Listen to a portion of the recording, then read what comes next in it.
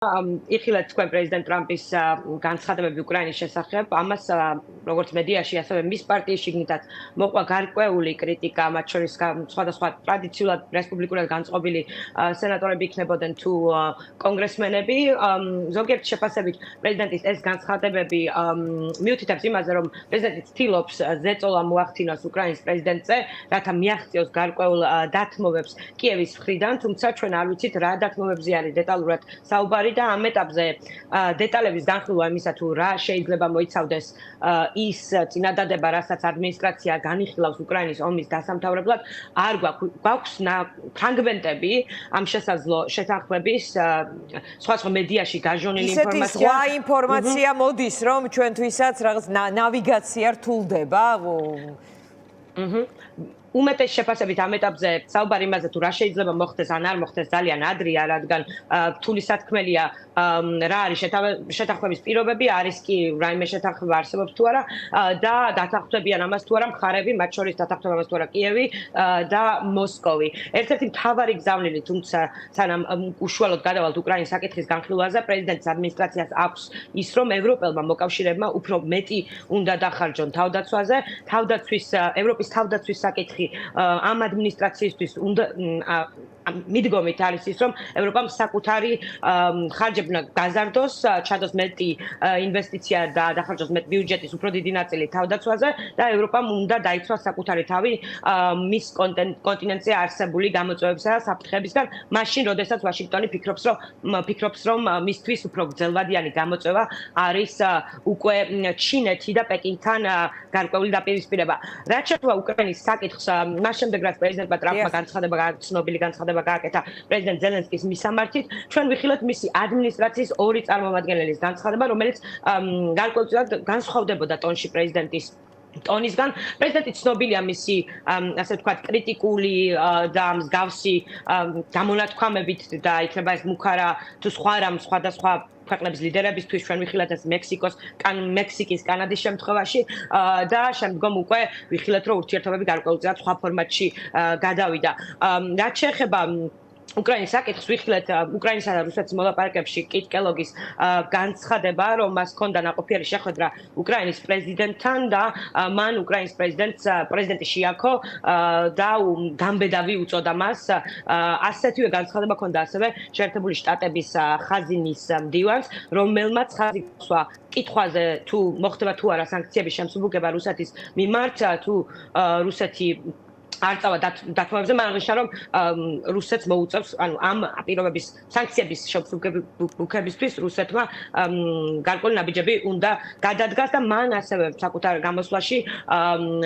პრეზიდენტი ზელენსკი დადებითად მოიხსენია, ომის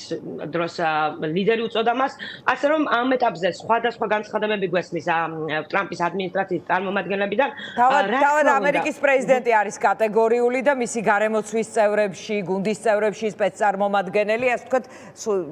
სხვადასხვა ტიპის ხასიათის და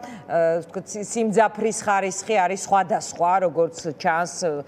მისი თანაგუნდელების განცხადებებში. როგორც წინასაარჩევნო პერიოდში ვიცოდით და კამპანიის პერიოდში ვიცოდით, რომ პრეზიდენტის პარტიის, რესპუბლიკური პარტიის და ასევე პრეზიდენტის გუნდის შიგნით იყვნენ ადამიანები, რომლებსაც ჰქონდათ განსხვავებული შეხედულებები გეოპოლიტიკურ საკითხებზე ევრაზიაში თუ ევროპაში და კიდევ ერთხელ აღნიშნავ აქ თანხმობა არსებობს ევროპის თავდაცვის კუთხით, თუმცა როცა საქმე რუსეთთან მოლაპარაკებებს შეეხება, აქ რესპუბლიკელები არ არიან ერთიანი და გარკვეულად სხვა პოზიციებზე არიან. ვიცით, რომ პრეზიდენტ ტრამპის გარემოცვიდან ტაკერ კარლსონი მაგალითად და ასევე დონალდ ტრამპ ჯუნიორი და სხვა პირები ბევრად უფრო კრიტიკულები არიან უკრაინის მისამართით, ვიდრე ვთქვათ ის პირები, ვისაც ჩვენ უკვე ვხედავთ ადმინისტრაციაში, იქნება ეს სახელმწიფო მდივანი მარკო რუბიო, იქნება ეს მაიკ უოლცი, რომელიც ეროვნული უშიშროების საბჭოს მდივანია და ასევე კიტ კელოგი. ამიტომ რა თქმა უნდა ყველა ადმინისტრაციას ახასიათებს გარკვეულწილად აზრთა სხვადასხვაობა სხვა საკითხებზე თეთრი სახლის შიგნით, ის თუ როგორ განვითარდება მოვლენები, სპეკულაციის საკითხი რთული სათქმელია ამ ეტაპზე რა თქმა უნდა. ჩვენ ვიხილეთ მაიკ უოლცის განცხადება ასევე დღეს, რომ ის ფიქრობს, რომ კიევი დაეთანხმება მინერალების მაყურებელს რომ აუხსნათ უკრაინაში მინერალების რომელიც საკითხს, რომელიც თავად უკრაინის შეთავაზება იყო ამერიკის მხარის მიმართ და რომელიც გულისხმობს, რომ ამერიკამ ჩადოს ინვესტიციები ამ წიაღისეულის მოპოვებაში, რომელიც მისთვის კრიტიკული მნიშვნელოვანია და რომელიც გამოიყენება კრიტიკულ იქნება ეს ბატარეებში თუ სხვადასხვა თავდაცვის კუთხით და სწორედ ამ შეთანხმების ხელმოწერაზე მუშაობს ახლა თეთრი სახლი უკრაინელ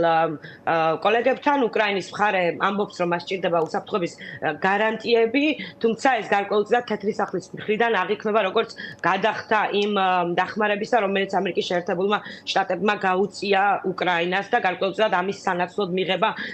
ამ წიაღისეულის, თუმცა წიაღისეულის დიდი ნაწილი, რაზეც ვსაუბრობ, ანუ განვითარებული არც არის ზოგი და ანუ ინვესტიცია ძალზე ბევრად დიდ ინვესტიციას საჭიროებს მათგან, ვინც გადაწყვიტავს, რომ მოიპოვოს ეს წიაღისეული. მისი ამ წიაღისეულის უმეტესობა კვლავ კიევის კონტროლის ქვეშაა, თუმცა უკრაინაში ასევე უკრაინელი ექსპერტები და წარმომადგენლები საუბრობენ იმაზე, რომ უკრაინისთვის ეს გარკვეულწილად უსაფრთხოების გარანტიებსაც მოიცავს, რადგან თუ ადგილზე ამერიკული კომპანიები მოიპოვებენ ამ წიაღისეულს, ეს უფრო მეტი რისკს უკავშირდება მოსკოვისთვის, რომ მან გარკვეულწილად იერიში მიიტანოს ამ ტერიტორიაზე. ფაქტობრივი დაცულობა, სხვათა შორის ასევე საინტერესოა რეიტინგების თემა, როდესაც ტრამპი ლაპარაკობს ზელენსკის რეიტინგზე, ასევე ტრამპის რეიტინგიც გამოქვეყნდა საპირწონედ. ბოლო კვლევები არის თუ არა პრეზიდენტობის პირველი კვირეების შემდეგ, როგორ გამოიყურება მისი რეიტინგი? პრეზიდენტის რეიტინგი დიდად არ შეცვლილა და რა თქმა უნდა სხვა პერიოდში ის იწევს და მერყეობს, ამიტომ აქედან დასკვნების გაკეთება რთული იქნება. დასკვნები უფრო ნათელი გახდება 2 წლის თავზე, როდესაც უკვე იქნება ადგილობრივი არჩევნები შეერთებულ შტატებში და მოხდება წარმომადგენელთა პალატის წევრების არჩევა და ნახავთ შეინარჩუნებენ თუ არა რესპუბლიკური პარტიის წარმომადგენლები საკუთარ უმრავლესობას წარმომადგენელთა პალატაში. ხშირად ამერიკელი ამორჩეველი ხელისუფლებაში მყოფ პარტიას არ უჭერს ხოლმე 2 წლის თავზე მხარს. თუმცა ამ ეტაპზე იმას თუ როგორია პრეზიდენტის რეიტინგი კლებას განიცდის მცირეც, თუმცა დიდი სხვაობა აქ არ არის. მე მინდოდა მესაუბრა ასევე იმაზე, რომ თუ რა საკითხები, ასე ვთქვათ, გვესმის იქნება ეს მედიისგან, რომელიც ერწყმობა სხვადასხვა ხელისუფლებასთან თეთრსახთან დაკავშირებულ წყაროებს თუ სხვებს უკრაინის გარშემო და ერთ-ერთი საკითხი ასევე რაც აქტიურად განხილვის საგანია, როგორც შეიძლება მაყურებელმა უკვე იცის, მაგრამ ვინც არ იცის, არის უკრაინის საზღვარზე საერთაშორისო ჯარის განთავსება, ევროპული კონტინგენტის განთავსება, რომლისთვისაც თქვათ მზაობა გამოთქვა ბრიტანეთის პრემიერ-მინისტრმა, თუმცა ამ ეტაპზე მეტი დეტალი ამაზეც არ არის ცნობილი, ვინ შეიძლება იყოს, იქნება თუ არა ეს შეთანხმების ნაწილი, იქნება თუ არა ეს ის რაც დაასრულებს გარკვეულწილად დაპირისპირებას ორ მხარეს შორის, თუ საერთოდაც ვერ ვიხილავთ რაიმე შეთანხმებას. პრეზიდენტი მთელი თავისი კამპანიის განმავლობაში საუბრობდა იმაზე, რომ მალე დაასრულებდა უკრაინის ომს და როგორც ჩანს თეთრი სახლისთვის ეს რჩება პრიორიტეტად, თუმცა როგორც ხედავთ, მოლაპარაკებები ბევრად უფრო ხანგრძლივი აღმოჩნდა.